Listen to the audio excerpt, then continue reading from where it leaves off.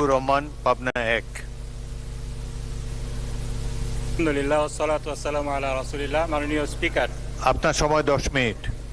আমি প্রথমেই মাননীয় সংসদ সদস্য জনাব আমদালিব রহমান পার্থ যে কথাটি বলেছেন, ওনারা গণভোট মানেন, জনগণের ক্ষমতায় ওনারা বিশ্বাস করেন। যে বিষয়টি ওনারা বলেছেন সেটার সূত্র ধরেই বলছি, গণভোটে জনগণ কি রায় দিয়েছিল সেটা একটু জানা দরকার। গণভোটের প্রথম প্রশ্ন যেটা ছিল, মূল প্রশ্ন যেটা ছিল, আপনি কি জুলাই জাতীয় সনদ, সংবিধান সংস্কার বাস্তবায়ন আদেশ 2025 এবং জুলাই জাতীয় সনদে লিপিবদ্ধ সংবিধান সংস্কার সম্পর্কিত নিম্নলিখিত প্রস্তাব সমূহের প্রতি আপনার সম্মতি জ্ঞাপন করছেন? মাননীয় স্পিকার, আপনারা যদি গণভোটে বিশ্বাস করেন, জনগণের ক্ষমতায় বিশ্বাস করেন, জনগণ এই জুলাই জাতীয় সনদ বাস্তবায়নের পক্ষে হা ভোট দিয়েছে, জুলাই জাতীয় সনদ সংবিধান সংস্কার বাস্তবায়ন পরিষদকে কিভাবে, বাস্তবায়ন আদেশকে কিভাবে আপনারা বলেন এটা ভয়েড ইস্যু, এটাকে বলেন কিভাবে আপনারা এটার এখতিয়ার নেই? কথা আমি আপনার মাধ্যমে প্রশ্ন রাখতে চাই। মাননীয় স্পিকার, এখতিয়ারের প্রশ্নে অনেক কথা এসেছে, কিন্তু এখতিয়ার আছে কি নাই এটা বলার এখতিয়ার কার আছে? এটা সংবিধান থেকে দেখবেন না? সংবিধানের 102 নম্বর অনুচ্ছেদে পরিষ্কার বলা হয়েছে এটার এখতিয়ার শুধুমাত্র রয়েছে আমাদের হাইকোর্টের, সেটা ছাড়া আর কারো ওই এখতিয়ার নেই। আমাদের এই সংসদকে বলা হচ্ছে আমরা নাকি সার্বভৌম। মাননীয় সংসদ সদস্য, মাননীয় স্বরাষ্ট্রমন্ত্রী বলেছেন এই সংসদ বলে সার্বভৌম। এই সংসদ কি এই সংবিধান অনুযায়ী সার্বভৌম? এই সংসদের ব্যাপারে এই সংবিধানের 65 অনুচ্ছেদে কি বলা হয়েছে মাননীয় স্পিকার? জাতীয় সংসদ নামে বাংলাদেশে একটি সংসদ থাকবে এবং এই সংবিধানের বিধানাবলী সাপেক্ষে প্রজাতন্ত্রের আইন প্রণয়ন ক্ষমতা এই সংসদের উপর ন্যস্ত হইবে। আমরা এই সংবিধান দ্বারা আইন প্রণয়নের ক্ষমতা প্রাপ্ত, আমাদের আইনের ব্যাখ্যা দেয়া কোনটা আইন এখতিয়ার বহির্ভূতভাবে হয়েছে এটা ডিক্লিয়ার করার কোনো ক্ষমতা নেই। এই ক্ষমতা রয়েছে শুধুমাত্র হাইকোর্টের। আমরা যদি এই সংবিধান মানি, আমরা যদি এটাতে সত্যিকার অর্থেই বিশ্বাস করি, আমাদেরকে আজকে এই কথা মেনে নিতে হবে। মাননীয় স্পিকার, আরো অনেক কথা বলা হয়েছে আমরা নাকি সংবিধান মানি না। আমরা জুলাইয়ের কথা বলতে বলতে মুখের ফেনা তুলে ফেলছি, কিন্তু আমরা সংবিধান মানি না। মাননীয় স্পিকার, এই কথাটি ঠিক নয়। আমরা যেটা মানি না সেটা হলো সংবিধানের যে ব্যাখ্যা আপনারা দিতে চেষ্টা করছেন সেই ব্যাখ্যা মানতে আমাদের কষ্ট হচ্ছে। আপনারা সংবিধানের দোহাই দিয়ে জনরায়কে অবজ্ঞা করছেন, এটা আমাদের মানতে কষ্ট হচ্ছে। সংবিধান বলতে আপনারা বুঝাচ্ছেন এই বইতে কালো অক্ষরে যা লেখা রয়েছে সেটা সংবিধান। আমরা বলছি এটা সংবিধানের অপব্যাখ্যা। এই অপব্যাখ্যা করে ফ্যাসিবাদের আমলে আমরা দেখেছি সংবিধানের দোহাই দিয়ে জনরায়কে অবজ্ঞা করা হয়েছে, জনগণের আশা আকাঙ্ক্ষাকে ছুঁড়ে ফেলা হয়েছে। আমরা তার বিরুদ্ধে। আমরা মনে করি সংবিধান যেটা বলেছে সংবিধান সম্পর্কে, এই সংবিধানের 7ম অনুচ্ছেদে যেটা বলা হয়েছে জনগণের অভিপ্রায়, সেটাই হলো সংবিধানের মূল শক্তি। এই অভিপ্রায় যেভাবে ব্যক্ত করা হবে সেই ব্যক্ত করা জিনিসটি সংবিধান। জনগণের রায় মাননীয় স্পিকার কিভাবে ব্যক্ত হয়? জনগণ যখন ভোট দেয়, জনগণ যখন গণ অভ্যুত্থান করে, জনগণ যখন বিপ্লব করে, তখন জনগণের সেই সাংবিধানিক ক্ষমতার বহিঃপ্রকাশ ঘটে। সেটাকে যদি আপনারা অবজ্ঞা করেন তাহলে প্রকারান্তরে আপনারা সংবিধানকেই অবজ্ঞা করছেন। এটাই আমরা বলতে চেয়েছি। জনগণ গণভোটে 70% ভোট দিয়েছে। তারা এই জুলাই জাতীয় সনদ বাস্তবায়ন আদেশকে মেনে নিয়েছে। এই বাস্তবায়ন আদেশকে মেনে নিয়ে আপনারা সংস্কার পরিষদ গঠন না করে, সংস্কার পরিষদের শপথ না নিয়ে, সংস্কার পরিষদ 30 দিনের মধ্যে না ডেকে আপনারা এই সংবিধানকে অবজ্ঞা করেছেন, জনগণের ক্ষমতাকে অবজ্ঞা করেছেন, জনগণের উইল পাওয়ারকে আপনারা অবজ্ঞা করেছেন, এই কনস্টিটিউয়েন্ট পাওয়ারকে আপনারা অবজ্ঞা করেছেন। মাননীয় স্পিকার, সংবিধানের গুণ কীর্তন করতে যে পঞ্চম সংশোধনীর কথা এখানে টেনে আনা হয়েছিল, এখানে বলা হয়েছিল, আমি কোট করছি ভার্বাটিম, এই সংবিধানে এমন সংশোধনী আছে যেটা পৃথিবীর ইতিহাসে বিরল। সামরিক শাসনের মধ্য দিয়ে গণতন্ত্রের দ্বার উন্মোচন করে দেয়া হয়। এটার একমাত্র উদাহরণ বাংলাদেশ। শহীদ রাষ্ট্রপতি জিয়াউর রহমান এটা করেছিলেন। মাননীয় স্পিকার, খুবই সত্য কথা। আমরা যেটা বলতে চাই, এই পঞ্চম সংশোধনীকে আজকে যেমন আপনারা সংবিধানের দোহাই দিয়ে ছুঁড়ে ফেলতে চাচ্ছেন সেই জুলাই জাতীয় সনদ বাস্তবায়নের ঘটনাটা, সেই একই কায়দায় এই পঞ্চম সংশোধনীকে এই সংবিধান থেকে লাথি মেরে বের করে দেওয়া হয়েছিল সেদিন। সেই ফ্যাসিবাদী সরকার এটা করেছিল, আপনারা একই পথ অনুসরণ করছেন, এটাই আমাদের দুঃখের বিষয়।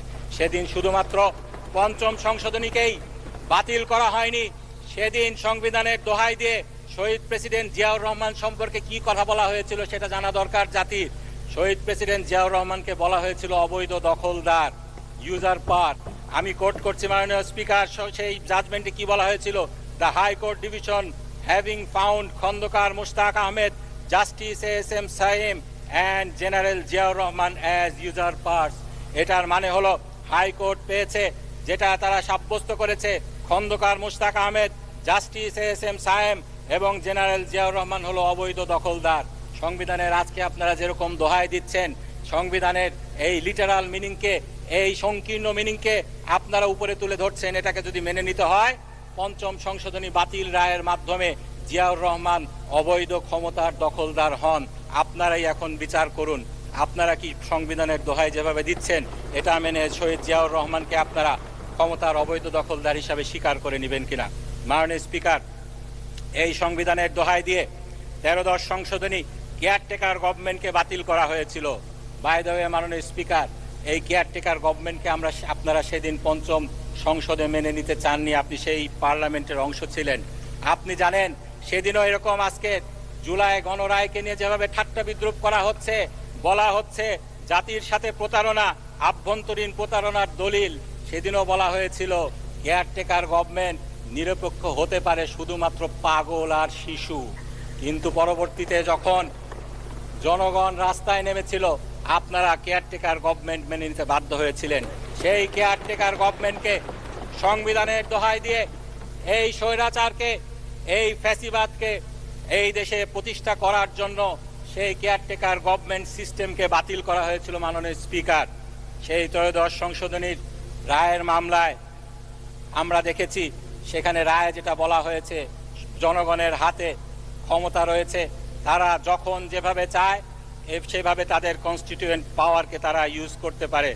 মাননীয় স্পিকার, আমাদের সম্মানিত আইনমন্ত্রী মাননীয় সংসদ সদস্য সেদিন আরও বলেছিলেন, আমাদের 24-এর গণঅভ্যুত্থানের জুলাই সনদকে আমরা বড়জোর তুলনা করতে পারি 90 দশকের গণঅভ্যুত্থানের 3 জোটের রূপরেখার সাথে। মাননীয় স্পিকার, উনি এটা সত্যি কথাই বলেছেন। এই যে জুলাইয়ের সনদ হয়েছে, এই সনদটি পলিটিক্যাল যে পার্টিগুলো রয়েছে, রাজনৈতিক দলগুলো রয়েছে, তাদের একটি ঐক্যমত, এই 3 জোটের রূপরেখা যেরকমভাবে হয়েছিল এটাও সেভাবে হয়েছে। কেউ এখানে নোট অফ ডিসেন্ট দিয়েছেন, কেউ পরিপূর্ণ ঐক্যমত্য পোষণ করেছেন, কিন্তু পরবর্তীতে যখন এটার উপরে গণভোট হলো, এই দুইটার মধ্যে পার্থক্য বুঝতে হবে। এই দুইটার কনস্টিটিউয়েন্ট যেই পাওয়ারটা রয়েছে, এই দুইটার মধ্যে যে আইনগত পার্থক্য রয়েছে এটা বুঝতে হবে। পলিটিক্যাল পার্টিগুলার যেই কনসেনসাস তৈরি হয় সেটার আইনগত কোনো বাধ্যবাধকতা নেই, কিন্তু যেই বিষয়ে জনগণ তাদের মতামত প্রকাশ করে, কনস্টিটিউয়েন্ট পাওয়ার প্রয়োগ করে মতামত প্রকাশ করে, সেটার একটি আইনি ভিত্তি হয়। সুতরাং এই গণভোটকে অস্বীকার করার কোনো উপায় নেই। এই গণভোটের রায়কে আমাদেরকে বাস্তবায়ন করতে হবে। মাননীয় স্পিকার, এখানে অনেক কথা বলা হয়েছে, সব কিছু জবাব দেওয়া যাবে না।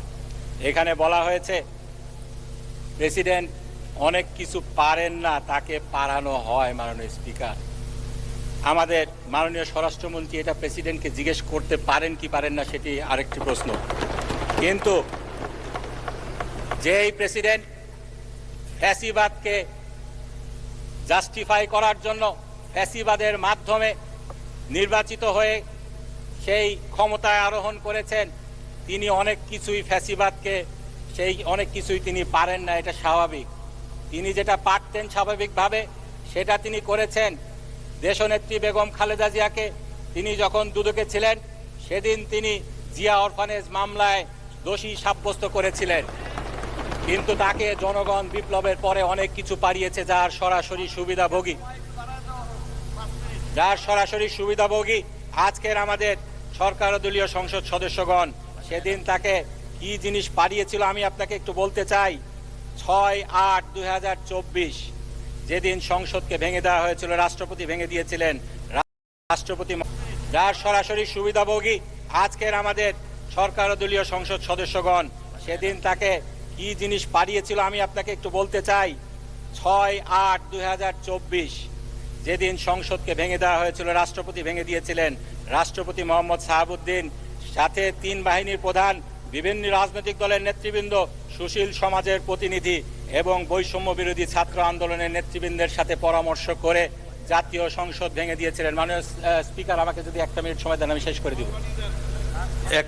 1 মিনিট বাড়িয়ে দেওয়া হলো।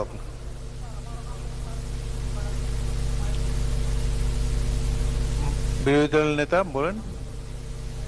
2 মিনিট, আচ্ছা 2 মিনিট বাড়িয়ে দেওয়া হলো। 2 মিনিটে কনক্লুড করেন। বাড়িয়ে দেওয়া হলো, 2 মিনিটে কনক্লুড করেন।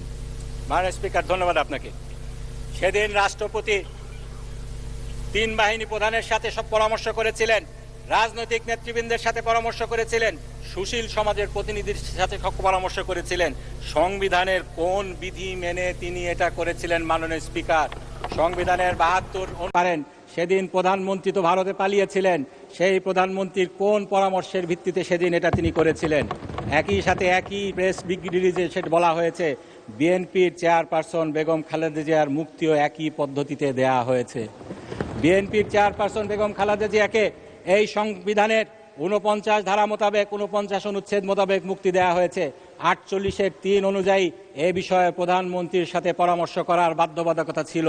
সেদিন কোন প্রধানমন্ত্রীর সাথে পরামর্শ করে আমাদের দেশনেত্রী বেগম খালেদা জিয়াকে মুক্তি দেওয়া হয়েছিল সেটা জাতি জানতে চায়। একইভাবে সংবিধানের 48টি ধারা একে একে সেদিন এই 1.5 বছরে লঙ্ঘন করা হয়েছে, যার প্রত্যক্ষ সুবিধাভোগী আমরা সবাই। এই সংসদের নির্বাচন মাননীয় স্পিকার কিভাবে হয়েছে? 123 অনুযায়ী জাতীয় সংসদের নির্বাচন হওয়া উচিত। সংসদ ভাঙ্গার 90 দিনের মধ্যে সংসদ নির্বাচন হওয়া উচিত। সংসদ ভেঙে দেওয়া হয়েছিল সংবিধানকে লঙ্ঘন করে 26শে আগস্ট 2024 সালে। তারও প্রায় 1.5 বছর পরে নির্বাচন হয়েছে। সংবিধানের কোনো ধারা মোতাবেক সেই নির্বাচন হয়নি। মাননীয় স্পিকার, যেটা আমরা বলতে চাই মোটা দাগে, জনগণের ক্ষমতায় যদি আপনারা বিশ্বাস করেন, আপনারা বলেছিলেন সেই লক, হবস, সোশ্যাল কন্ট্রাক্ট থিওরির কথা, রুসোর কথা, আমি আরও বলতে চাই সেই ইস্তিয়াক পেপারের কথা, যেখানে জনগণের ক্ষমতাকে এই সংবিধানের উপরে তুলে ধরা হয়েছিল। সেই সংবিধানকে যদি আপনারা মানেন, জনগণের রায়কে যদি মানেন। ধন্যবাদ মাননীয় সদস্য।